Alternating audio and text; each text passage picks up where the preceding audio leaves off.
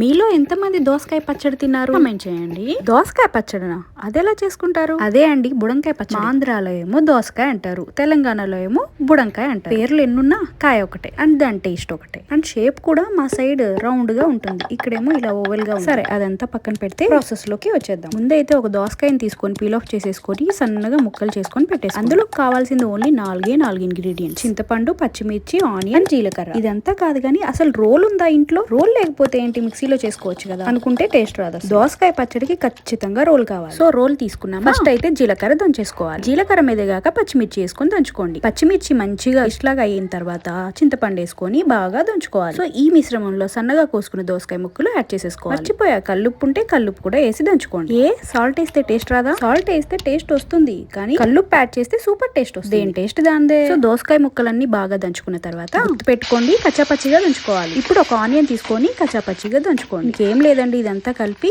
పోపు పెట్టుకోవడం. ఇంతే అండి, గుమగుమలాడే దోసకాయ పచ్చడి రెడీ అయిపోతుంది. నోటికి ఏది సహించినప్పుడు ఒకసారి దోసకాయ పచ్చడి చేసుకొని ట్రై చేయండి, మనసు అద్భుత అంటుంది. సబ్స్క్రైబ్.